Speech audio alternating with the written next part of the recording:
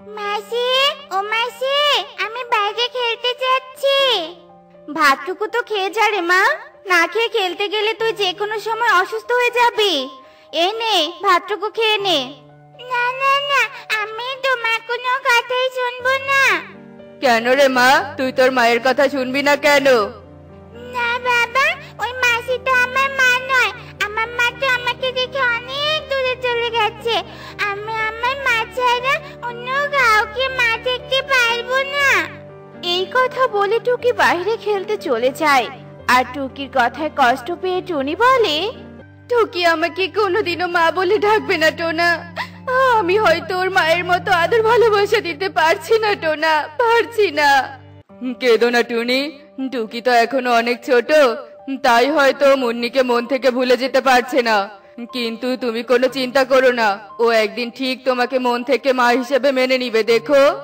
পারুল, এই পারুল, ওই দেখ টুকি আসছে। কানক, পারুল, তোরা আবার কখন এসেছিস? আমরা বেশ কিছুক্ষণ আগে এসেছি রে টুকি। আর সে তখন থেকে তোকে একটা কথা বলার জন্য অপেক্ষা করছি। তাই নাকি রে? তা কি কথা শুনি? আমি বলছি, আজ বিকেলে আমরা আমাদের মায়েদের সাথে পাশের বনে যাব। পাশের বনে নাকি একটা নতুন শিশু পার্ক হয়েছে। তুইও তোর মায়ের সাথে আমবাগানে আসিস কেমন? আমরা সবাই মিলে একসাথে সেখানে যাব। মা, আমার তো মা নেই, তাই আমি তোদের সাথে পার্কে যাব না। কেন রে তোকে? তোর তো ছোট মা আছে, আর শুনেছি ছোট মা তোকে অনেক ভালোবাসে। তুই বরং তোর ছোট মায়ের সাথে যাবি কেমন? ভালোবাসে না চাই, সে আমার সাথে ভালোবাসার নাটক করছে। সে তো আসলে একটা ডাইনি। আমি ওই ডাইনি মাসিকে কোনোদিনও মা বলে ডাকবো না, কোনোদিনও না। এরপর টুকি বাড়িতে চলে যায়। এদিকে কনক আর পারুলও নিজেদের বাড়িতে চলে যায়। আর দেখতে দেখতে বিকেল হয়ে যায়। আর বিকেল হতেই কনক ও পারুল তাদের মায়ের সাথে আমবাগানে চলে আসে আর টুকির জন্য অপেক্ষা করতে থাকে। আর কিছুক্ষণ পর সেখানে টুকিও চলে আসে। এ কি রে মা, তুই তোর ছোট মাকে সাথে নিয়ে আসিসনি? না মাসি, আমি একাই তোমাদের সাথে যাব। এরপর সবাই পাশের বনে চলে যায়। আর পাশের বনে গিয়ে যে যার মতো আনন্দ করতে থাকে। মা টুকি, এদিকে একটু শোন তো। হ্যাঁ মাসি, বলো। ওই যে কুয়োটা দেখতে পাচ্ছিস, ওই কুয়োর পানি খেতে অনেক মিষ্টি। তুই একটু আমার জন্য কুয়ো থেকে পানি তুলে আনবি? তুমি বুঝো মাসি, আমি এক্ষুনি তোমার জন্য পানি নিয়ে আসছি। এই কথা বলে টুকি কুয়োর কাছে চলে যায়। আর যে না কুয়ো থেকে পানি উঠাতে চায়, ঠিক তখনই সে কুয়োর ভিতরে পড়ে যায়। বাঁচাও কাকুলি মাসি, আমাকে বাঁচাও। টুকির চিৎকার সবাই শুনতে পায়। আর তখনই সবাই কুয়োর কাছে চলে আসে। একি, টুকি তো কুয়োর পানিতে ডুবে যাচ্ছে। মা, ও মা, তুমি টুকিকে বাঁচাও। মা, ও মা, তোমরা টুকিকে বাঁচাও মা, তা না হলে যে টুকি কুয়োর পানিতে ডুবে মরে যাবে। ইয়ে মানে, আমি কি করে বাঁচাবো বলতো? ওকে বাঁচাতে গেলে তো আমিও মরে যাব। না না, আমি ওকে বাঁচাতে পারবো না। ঠিক বলেছো দিদি, অত গভীরে গেলে ওর সাথে আমাদেরও প্রাণ হারাতে হবে। চলো আমরা এখান থেকে চলে যাই, তা না হলে ও মরে গেলে পুলিশ এসে ওর মৃত্যুর জন্য আমাদেরকে দায়ী করবে। কাকুলির কথা টুকির কান অব্দি পৌঁছে যায়। না মাসি, তোমরা আমাকে রেখে যেও না। কাকুলি মাসি, তোমরা আমাকে বাঁচাও, আমি বাড়িতে ডুবে যাচ্ছি। এরপর সবাই সেখান থেকে চলে যায়। অন্যদিকে টুকিকে দেখতে না পেয়ে টুনি অনেক চিন্তায় পড়ে যায়। হে কি, আজ এত বেলা হয়ে গেছে, তবুও টুকি বাড়িতে ফিরছে না কেন? এদিকে তো টোনাও কাজে চলে গেছে। না না, আমার মনটা যেন কেমন করছে। আমি বরং একবার দেখে আসি গিয়ে। এরপর টুনি টুকিকে সারা বন খুঁজতে থাকে, কিন্তু সে কোথাও তাকে খুঁজে পায় না। তাই সে নিরুপায় হয়ে বাড়ি ফিরে আসতেই পারুলের সাথে দেখা হয়ে যায়। মা পারুল, তুই কি আমার টুকিকে দেখেছিস? সন্ধে হতে চললো, কিন্তু এখনো আমার মেয়েটা বাড়িতে ফিরে আসেনি। হ্যাঁ মাসি, আমি দেখেছি টুকি পাশে বনে নতুন পার্কে গেছে। দেখো হয়তো ও ওখানেই খেলছে। পারুলের কথা শুনে টুনি তখনই পাশের বনে চলে যায় আর পার্কে গিয়ে কাউকে দেখতে না পেয়ে ঘুরে যেতে ধরে। ঠিক তখনই সে একটা কুয়ো দেখতে পায়। বাঁচাও, কেউ আমাকে বাঁচাও, বাঁচাও।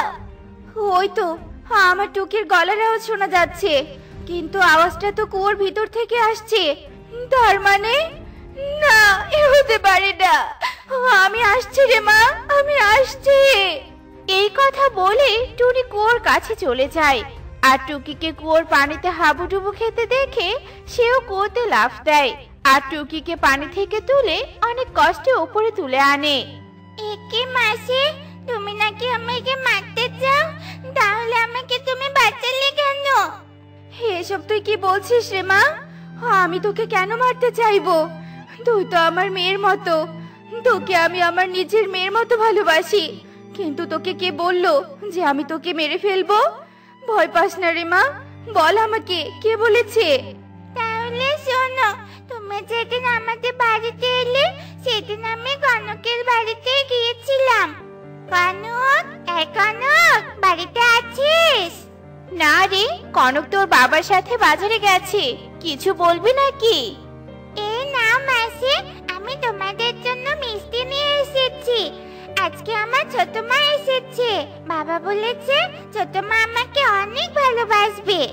টুনি তোকে কখনো ভালোবাসবে না, ও তো তোকে ভালোবাসার অভিনয় করবে আর সুযোগ মতো তোর নিজের মায়ের মতো তোকেও মেরে ফেলবে। এসব তুমি কি বলছো মাসি? তার মানে ছোট মা আমার মাকে মেরে ফেলেছে? আমার মাকে মেরে এখন নিজে আমাদের বাড়িতে আমার মা সেজে এসেছে?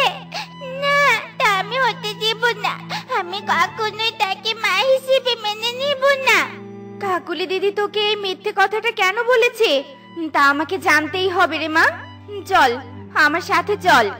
এই কথা বলে টুকি ও টুনি কাকুলির বাড়ির দিকে চলে যায় আর জানালার কাছে যাওয়া মাত্রই কালু ও কাকুলির কিছু কথা শুনতে পায়।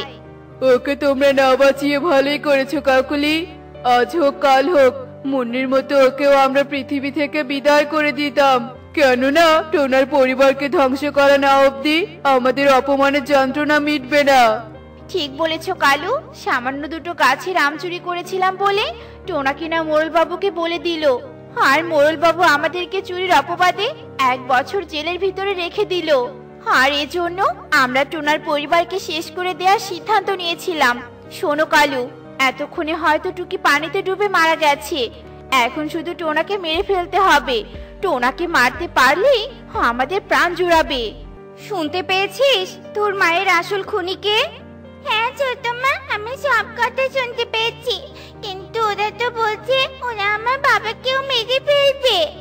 এদের এই আশা আমি কোনোদিনও পূরণ হতে দিব না রে মা। চল। এই কথা বলে টনি ও টুকি পুলিশের কাছে চলে যায় আর পুলিশকে গিয়ে কালু ও কাকুলির সব কথা খুলে বলে। এরপর পুলিশ এসে তাদের দুজনকে গ্রেফতার করে। কালু দাদা, আমাদের বনে তো কোথাও কাজ পাওয়া যাচ্ছে না, এভাবে বসে থাকলে তো না খেয়ে মরতে হবে কালু দাদা। কিন্তু টুনি, আমরা কি আর করব? চাষের কোনো জমিও নেই যে ফসল চাষ করব। ভালো কথা বলেছো কালু দাদা, চলো আমরা নদীর পাড়ের জমিতে ফসল চাষ করি। ওখানকার জমিগুলো তো পড়েই আছে, আর সেখানে ফসল চাষ করলে কেউ কিচ্ছু বলবে না। হ্যাঁ টনি, তুই একদম ঠিক কথাই বলেছিস, কিন্তু ফসলের বীজ কোথায় পাবি? বীজ কিনতে তো টাকা লাগবে। চলো আমরা মানুষের রাজ্যে যাই আর মানুষের জমি থেকে ফসলের বীজ কুড়িয়ে নিয়ে এসে জমিতে চাষ করব। আচ্ছা ঠিক আছে, চল। এই টুকি, তুই বাড়ি দুটো পাহারা দে কেমন? এরপর সবাই মিলে মানুষের রাজ্যে যাওয়ার উদ্দেশ্যে বেরিয়ে পড়ে আর উড়তে উড়তে তারা মানুষের রাজ্যে পৌঁছে যায়। টুনি, মানুষের রাজ্যে তো এসে পড়েছি, কিন্তু আমি তো কোথাও কোনো বীজ পড়ে থাকা দেখছি না। এখানে বসে থাকলে কি বীজ পাওয়া যাবে? ওই যে দেখো, একটা জমি দেখা যাচ্ছে, ওই জমিতে গিয়ে খুঁজে দেখি কৃষক কি চাষ করেছে। টনি, আমার শরীরটা খারাপ লাগছে, তাই কাকুলিকে নিয়ে তোরা দুজনে বীজ খুঁজে নিয়ে আয়। কালু দাদা, তুমি এখন থেকে যে অলসতা করছো, না জানি আরো কত অলসতা করবে। আমি বাবা ভাগে ফসল চাষ করব না, আমি আলাদা করে ফসল চাষ করব, আর তোমরাও তোমাদের ফসল আলাদাভাবে চাষ করো।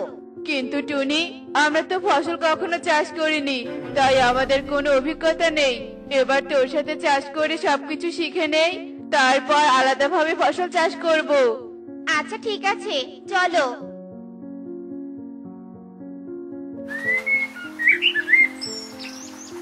কাকুলি দিদি এই জমিতে বাদাম চাষ করেছিল, দেখো দেখো কত বাদাম পড়ে আছে। ভালোই হলো, নদীর বালিতে বাদাম চাষ খুব ভালো হয়। তাড়াতাড়ি মাটি খুঁড়ে বাদামগুলো কুড়িয়ে এক জায়গায় জমা করো। ও মা, এত কষ্ট করে নাকি বাদাম কুড়াতে হবে? আমি বাবা ধীরে ধীরে কাজ করি, আর টুনির বাদামের ভিতরে রেখে দিব, তাহলে টুনি আমার চারাকে বুঝতেই পারবে না। এই বলে কাকুলি খুব ধীরে ধীরে বাদাম কুড়াতে থাকে। এভাবেই বেশ কিছুক্ষণ কেটে যায়। কাকুলি দিদি, ক্লান্ত হয়ে গেছি আমি, আর বাদাম কুড়াতে হবে না, চলো এবার নদীর পাড়ের জমিতে চলো। আমি আবার বেশি ক্লান্ত হইনি, আমার শরীরে অনেক শক্তি আছে। কি বলছে কাকুলি দিদি? বুঝেছি, তুমি বেশি বাদাম কুড়াওনি। আমার মতো তুমিও বাদাম কুড়ালে এতক্ষণে অনেক বাদাম হয়ে যেত। তোমরা যেমন কাজ করবে তেমনই ফল পাবে। টুনি, কি ভাবছিস? জমিতে যাবে না নাকি? হ্যাঁ হ্যাঁ দিদি, চলো। এরপর সবাই মিলে বাদামগুলো নিয়ে নদীর পাড়ের জমিতে চলে যায়। টুনি, জমি চাষ করবে কি দিয়ে? আমাদের কাছে তো লাঙ্গল নেই। তোমরা এখানে বসে বাদামের খোসা ছাড়াও, আমি কবুতর দাদার বাড়ি থেকে এক্ষুনি লাঙ্গল নিয়ে আসছি। আচ্ছা ঠিক আছে টুনি। কাকুলি, আমার খুব খিদে পেয়েছে, আমি এখান থেকে কটা বাদাম খেয়ে নেই। হ্যাঁ কালু, খেয়ে নাও, আমারও তো ক্ষুধা পেয়েছে, আমিও কটা বাদাম খেয়ে নেই। তবে তাড়াতাড়ি খেয়ে নাও, নয়তো আবার টুনি চলে আসবে। এখন বুঝি সবাই বাড়িতে আসার সময় হয়েছে। আমি বরং নদীর পাড়ে যাই, গোসল করে তারপর সবার সাথে বাড়িতে আসবো।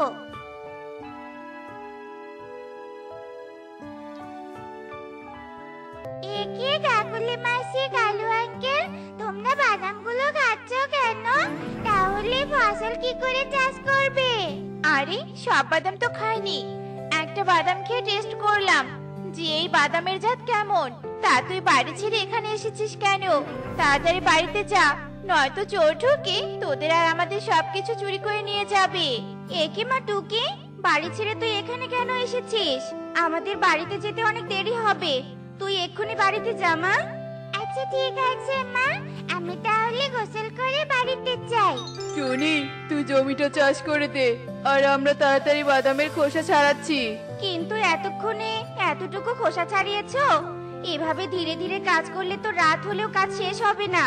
এই তো টনি, আমরা তাড়াতাড়ি কাজ করছি, তুই জমি চাষ দিতে দিতে হয়ে যাবে। এরপর টনি জমি চাষ দিতে থাকে, আর এভাবে বেশ কিছুক্ষণ কেটে যায়। আর টনি জমিতে বাদামের বীজ ছিটিয়ে দিয়ে সবাই মিলে বাড়িতে চলে আসে। মা এসেছো? জানো মা, তুমি যখন লাঙ্গল আনতে গিয়েছিলে না, তখন কালু আঙ্কেল আর কাকুলি মাসি বাদাম খেয়েছে, আমি নিজে দেখেছি। ও, এজন্যই তো বলি বাদামের খোসা ছাড়াতে এত সময় লাগে কেন। এবার তো সব বুঝলাম, কিন্তু এখন কিছু বলবো না, যখন সময় আসবে তখন বলবো। এসব বলে টুনি টুকি ঘরে চলে যায়। আর এভাবে বেশ কয়েকদিন কেটে যায়। টুনিদের জমিতে বাদামের চারা গজায়। বাদামের চারা তো গজিয়েছে, এবার কালু দাদাদের ডেকে এনে জমিতে পানি দিতে হবে, নয়তো এই রোদে চারাগুলো মরে যাবে। কালু দাদা, কালু দাদা, তাড়াতাড়ি জমিতে চলো, বাদামের চারা গজিয়েছে। এখন যদি জমিতে পানি না দেই তাহলে যে চারাগুলো মরে যাবে। কালু, এই রোদে পুড়ে আমরা কাজ করতে যাব না, তাই বুদ্ধি করে টনিকে দিয়ে কাজ করাবো।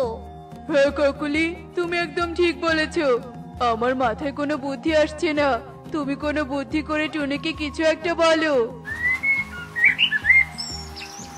টনি, কি আর বলবো, মানে হঠাৎ করে আমার দিদি তার বাড়িতে দাওয়াত করেছে। এখন সেখানে না গেলে তো দিদি মন খারাপ করবে। তাই বলি কি, তুই একটু কষ্ট করে আজকে পানি দিয়ে দে, আমরা কালই বাড়ি ফিরে আসব, আর তারপর থেকে আমরা পানি দিব। আচ্ছা ঠিক আছে কাকুলি দিদি, যাও। কাকুলি চলো, এখন আমরা তোমার বোনের বাড়িতে বেড়াতে যাই, নয়তো টুনি এসে আমাদের বাড়িতে দেখলে আমাদের মিথ্যেবাদী মনে করবে। আচ্ছা ঠিক আছে, চলো তাহলে যাওয়া যাক। এরপর কালু কাকুলি বেড়াতে চলে যায়, আর এভাবে সেই দিন কেটে যায়। কালু চলো, এবার আমরা বাড়িতে চলে যাই। আরে কাকুলি, এখন বাড়িতে গেলে তো জমির কাজ করতে হবে, তাই বলি কি কয়েকদিন এখানে থাকি, যখন বাদাম তোলার সময় হয়ে যাবে তখন বাড়িতে গিয়ে টুনির কাছে বাদামের ভাগ নিব। তাহলে টুনিকে আবার একটা মিথ্যে কথা বলতে হবে, নয়তো আবার ভাগ দিতে চাইবে না। চলো তাহলে দিদিদের বনটা ঘুরে ঘুরে দেখি। এরপর সবাই মিলে ঘুরতে চলে যায়, আর এভাবে বেশ কয়েকদিন কেটে যায়। বাদাম তোলার তো সময় হয়ে গেছে, কিন্তু কালু দাদা কাকুলি দিদি তো এখনো বাড়িতে আসছে না। মা চলো, আমরা মামে বাদামগুলো তুলে ফেলি। হ্যাঁ রে মা, চল। ওই শয়তান কালু কাকুলি কাজের ভয়ে পালিয়ে আছে, আমি ওদের উচিত শিক্ষা দিব। এরপর টনি আর টুকি বাদাম তুলতে থাকে, আর এভাবে বেশ কিছুক্ষণ কেটে যায়। টুনি ঠেলা গাড়িতে করে বাদামগুলো নিয়ে বাজারে চলে যায়। এই পাখি, বস্তার ভিতরে এগুলো কি এনেছো? দাদা, এগুলো আমি বাদাম এনেছি, দাঁড়াও বস্তা খুলে দেখাচ্ছি। বাহ, বাদামের ফলন তো ভালোই হয়েছে, আমি তোমাকে 5,000 টাকা দিব, বাদামগুলো আমাকেই দিয়ে দাও। আচ্ছা ঠিক আছে দাদা, নিয়ে যাও।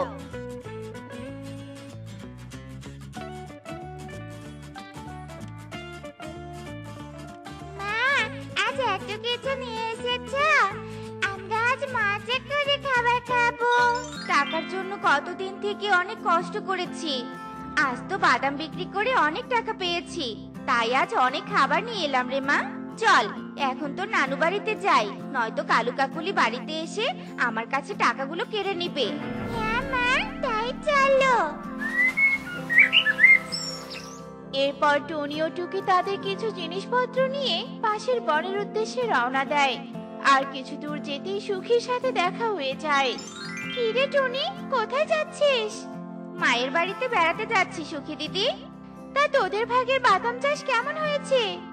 বাদাম অনেক ভালো হয়েছে, নামেই ভাগের চাষ, কিন্তু কাজ তো সব আমাকেই করতে হয়েছে। মানে কি বলছিস এসব? তারপর টুনি সুখীকে সব কথা খুলে বলে। ভালোই করেছিস টুনি, ওই অলস কালুকে শিক্ষা না দিলে সারা জীবন অলসতা করে যাবে। এখন তুই তাড়াতাড়ি তোর মায়ের বাড়িতে চলে যা। এরপর টুনি সেখান থেকে চলে যায়, আর কিছুক্ষণ পর কালু ও কাকুলি বনে ফিরে আসে। টুনি, এই টুনি, টুনি তো বাড়িতে নেই, তার মানে বাদামের জমিতে হয়তো কাজ করছে। চলো কাকুলি, জমিতে যাই। কাকুলি, এ কি সর্বনাশ হয়েছে, টুনি যে বাদাম বিক্রি করে টাকা নিয়ে পালিয়ে গেছে। টুনি পালায়নি কালু দাদা, টুনি তার মায়ের বাড়িতে বেড়াতে গেছে। আর তোমরা তো জমির একটা কাজও করোনি যে বাদামের ভাগ দিবে। টুনি আমাকে সব বলেছে, নিজেরা অলস হয়ে ঘুরে বেরিয়ে আবার বাদামের ভাগ নিতে এসেছো, লজ্জা করে না তোমাদের? হ্যাঁ সুখী, তুই ঠিক বলেছিস, আমরা খুব অলসতা করেছি টুনির সাথে। কাকুলি, আজ অলসতার কারণে ফসলের একটা দানারও ভাগ পেলাম না। এখন থেকে আমরা টুনির মতো পরিশ্রমী হব, তাহলে আর কষ্ট করে দিন কাটাতে হবে না। দেখলে তো বন্ধুরা, পরিশ্রমীরা কখনো ব্যর্থ হয় না, পরিশ্রম করলে সফলতা অর্জন করা যায়। এমনই সব মজার মজার শিক্ষণীয় টুনি পাখির গল্প পেতে আমাদের পাশে থেকো। আর গল্পটি কেমন হয়েছে তা কমেন্টে জানাতে ভুলো না কিন্তু। বাই।